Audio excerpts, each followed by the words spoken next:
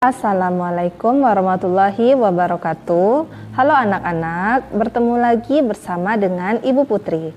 Pada pertemuan kali ini, Ibu akan menyampaikan materi pembelajaran untuk kelas 5, tema 1, subtema 3, pembelajaran 4. Namun, sebelum kita memulai pelajaran, mari kita berdoa menurut agama dan kepercayaan kita masing-masing.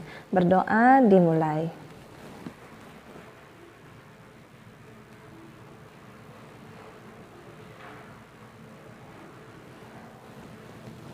Berdoa selesai.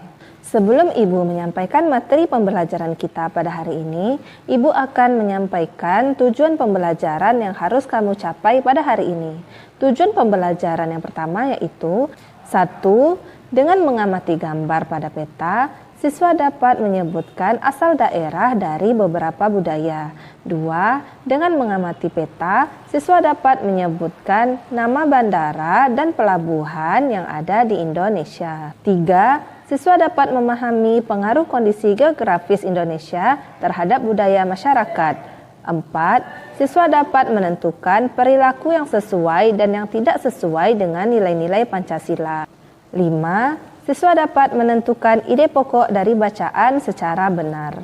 Kita awali pembelajaran kita pada hari ini dengan menyanyikan lagu Nenek Moyangku.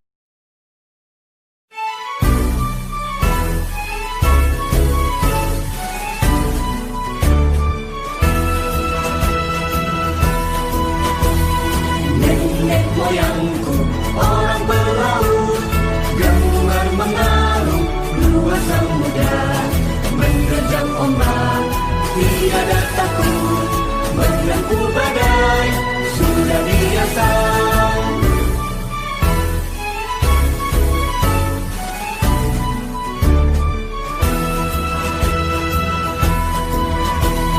Angin bertiup, layar berkembang, ombak berdebur di tepi pantai. Pemuda berani bangkit sekarang, ke laut kita beramai-ramai. Lani senang sekali mendengar penjelasan mengenai kejayaan bahari nenek moyang dari ayahnya saat mengunjungi tempat produksi gerabah. Dia pun teringat akan sebuah lagu tentang kegagahan nenek moyang bangsa Indonesia dalam mengarungi lautan. Dia pun spontan menyanyikannya di hadapan ayah dan para pengrajin gerabah. Semua orang yang mendengarkannya senang dan terhibur. Kisah kejayaan bahari bangsa Indonesia sebagai negara maritim pada masa lalu membuat kita bangga. Akankah masa-masa tersebut dapat terulang lagi sekarang dan ke depan? Selanjutnya, ayo kita membaca teks yang berjudul Kapal Pinisi, Kapal Penjelajah Dunia. Kapal Pinisi adalah sebuah kapal layar kebanggaan masyarakat Sulawesi Selatan. Bahkan juga menjadi kapal kebanggaan bangsa Indonesia. Ketangguhan dan ketenaran kapal ini telah terdengar di seluruh penjuru dunia. Sudah sejak sekitar abad 14, kapal Pinisi berlayar dan menjelajah samudra di seluruh dunia. Konon, Pinisi ini diambil dari nama seseorang yang bernama Pinisi. Suatu ketika dia berlayar melewati pesisir Pantai Bira. Dia melihat rentetan kapal di laut. Kemudian dia menegur salah seorang nahkoda kapal tersebut bahwa layar yang digunakannya masih perlu diperbaiki.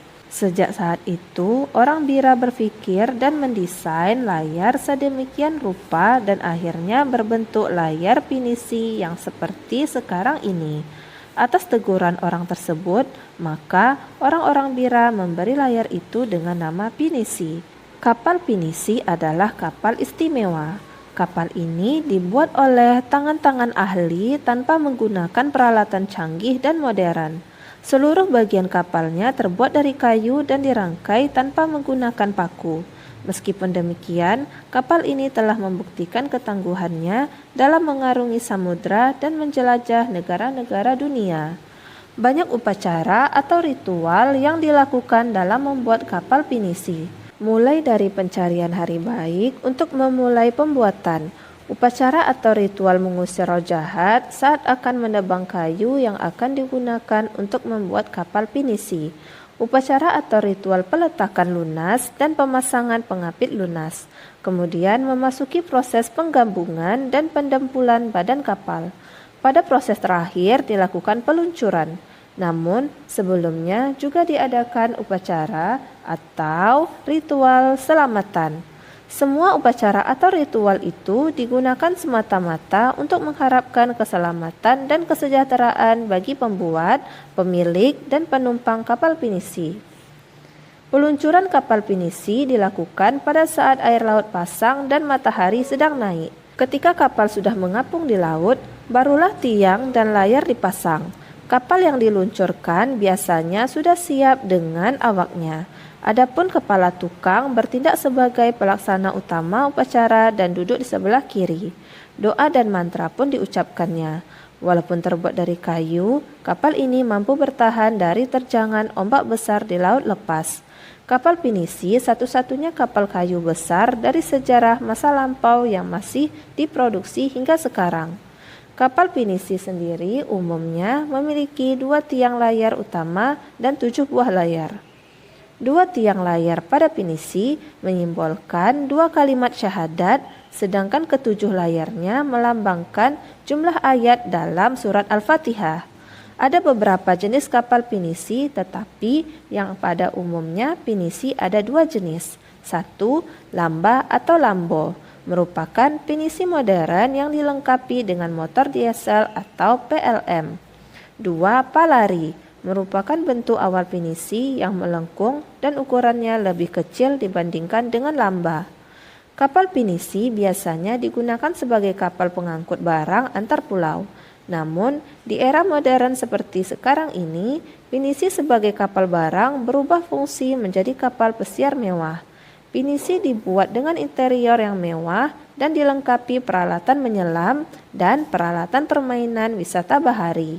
Kapal pinisi juga dijadikan lambang salah satu gerakan WWF, yakni Shore Shark. Gerakan ini merupakan gerakan untuk penyelamatan dan pelestarian hiu. Membanggakan bukan? Setelah kamu membaca teks yang berjudul Kapal Pinisi, Kapal Penjelajah Dunia, sekarang tentukan ide pokok dari masing-masing paragraf pada bacaan tersebut. Untuk ide pokok pada paragraf pertama yaitu kapal pinisi adalah sebuah kapal layar kebanggaan masyarakat Sulawesi Selatan. Ide pokok untuk paragraf kedua yaitu konon pinisi ini diambil dari nama seseorang yang bernama Pinisi. Ide pokok untuk paragraf yang ketiga yaitu kapal pinisi adalah kapal istimewa. Ide pokok untuk paragraf keempat yaitu banyak upacara atau ritual yang dilakukan dalam membuat kapal pinisi. Untuk ide pokok pada paragraf kelima, 6, 7, 8, 9, dan 10, kamu dapat menjawabnya pada buku tulismu.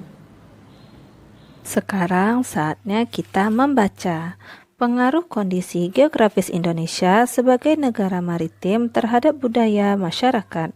Kondisi geografis berupa kepulauan yang terdiri atas lebih dari 13.000 dan tersebar dari Sabang sampai Merauke, mengakibatkan beragamnya budaya bangsa Indonesia. Masing-masing daerah atau pulau memiliki budayanya masing-masing yang berbeda dengan daerah atau pulau yang lain. Masyarakat Indonesia terdiri atas ratusan suku bangsa yang tersebar di lebih dari 13.000 pulau. Setiap suku memiliki karakteristiknya masing-masing, salah satunya budaya. Budaya antara suku bangsa satu dengan yang lain juga berbeda-beda, seperti bahasa, adat istiadat, tradisi, sistem kepercayaan, dan sebagainya. Ciri keragaman budaya lokal Indonesia dapat dilihat dari hal-hal sebagai berikut. 1. Keragaman suku bangsa. Nenek moyang bangsa Indonesia berasal dari Yunan, Cina Selatan. Mereka berimigrasi kemudian bercampur dengan penduduk indigenous dan Indo-Aryan dari Asia Selatan. Kemudian terus berkembang hingga membentuk suku-suku bangsa. Suku-suku bangsa di Indonesia diklasifikasikan menjadi 19 suku bangsa induk. 2. Keberagaman bahasa. Indonesia masuk ke dalam rumpun bahasa Austronesia atau Australia Asia. Rumpun ini terbagi menjadi 2 subrumpun lagi, yakni bahasa Austronesia Barat atau Indonesia Melayu dan bahasa Austronesia Timur atau Polinesia. Dari subrumpun bahasa tersebut masih terbagi lagi ke dalam wilayah-wilayah bahasa. 3. Keberagaman religi. Indonesia memiliki keberagaman agama atau kepercayaan. Di Indonesia terdapat 6 agama yang diakui secara resmi oleh pemerintah, yaitu Islam, Katolik, Kristen, Hindu, Buddha, dan Konghucu. Selain itu juga berkembang aliran-aliran kepercayaan. 4. Keberagaman seni dan budaya. Suku bangsa yang beragam di Indonesia tentu menghasilkan kebudayaan yang beragam pula. Salah satu wujudnya adalah kesenian, baik seni sastra, seni tari, seni musik, seni drama, atau pertunjukan seni rupa, dan sebagainya. Keberagaman budaya memberikan manfaat bagi bangsa kita, misalnya dalam bidang bahasa.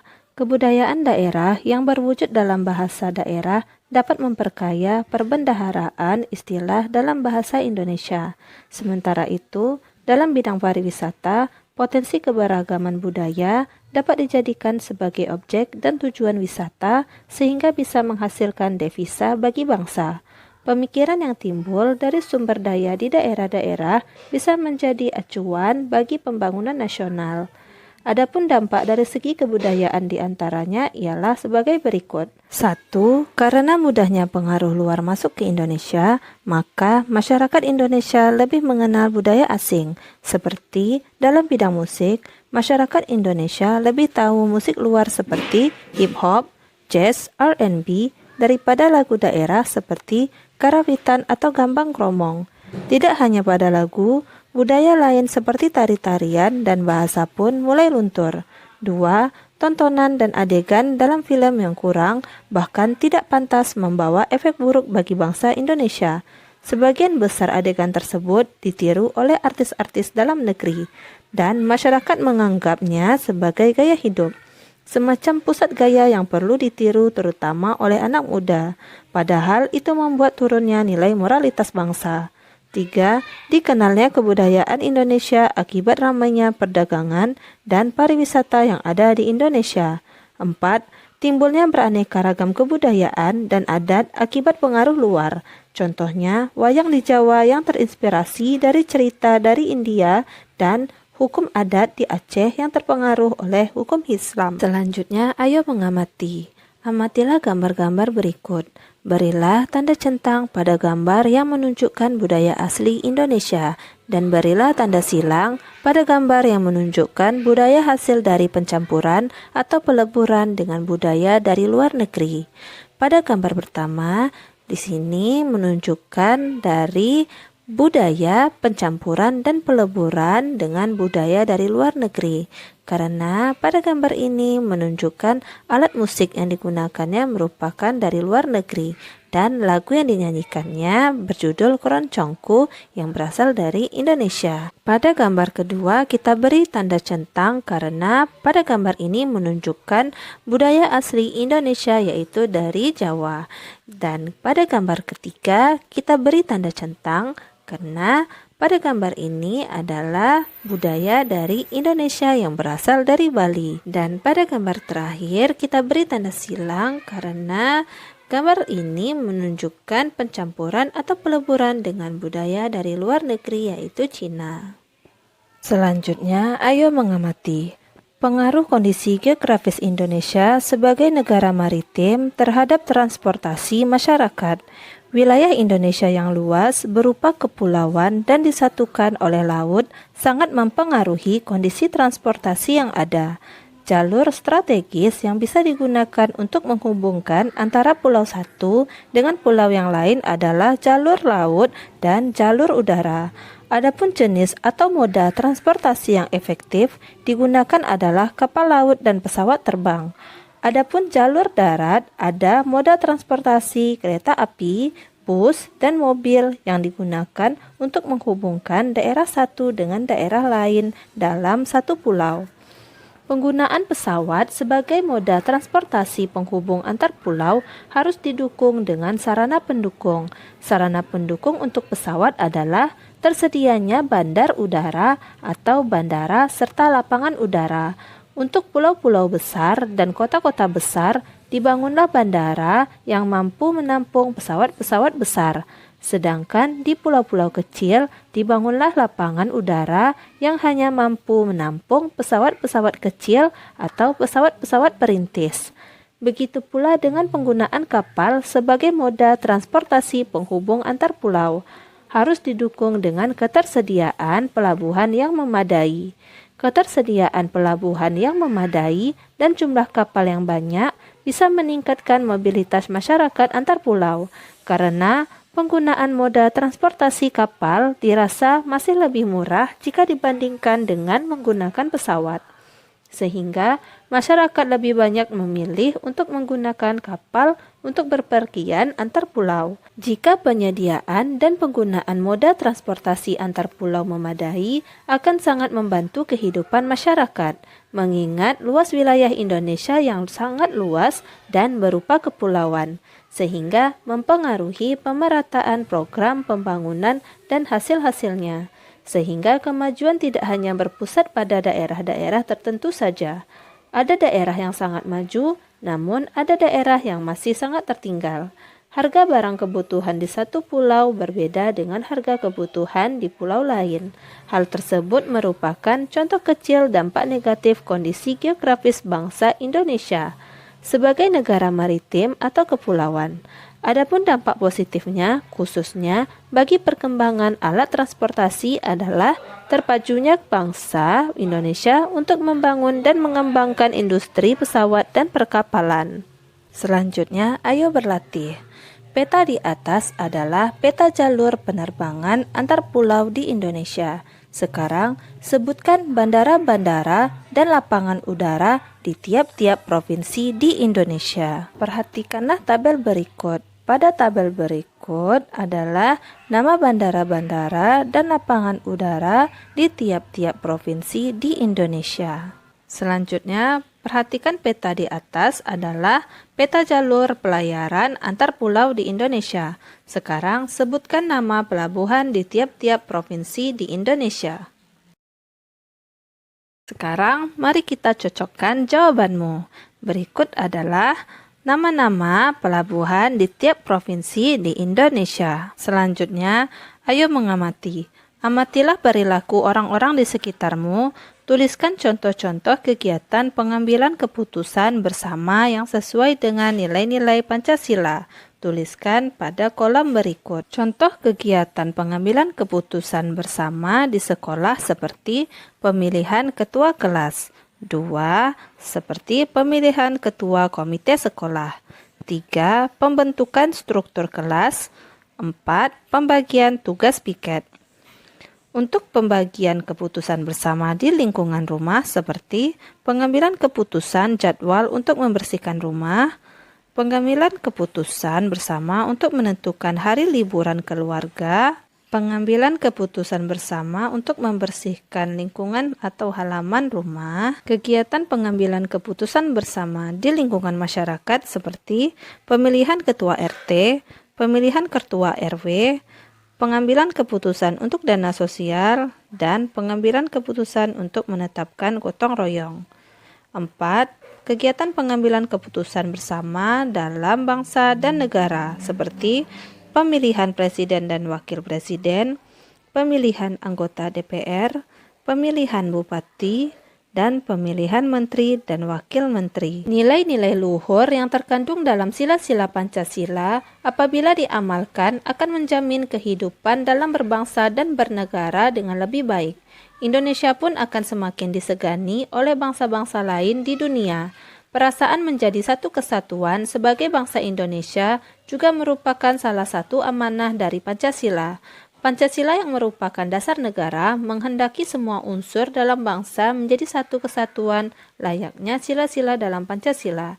Layaknya papan catur, Berbeda warna, terkotak-kotak, namun membentuk satu kesatuan yang tidak bisa dipisahkan. Jika ada satu yang terpisah atau terlepas, papan catur tersebut tidak akan lagi bisa berfungsi. Demikianlah materi yang dapat Ibu sampaikan pada hari ini.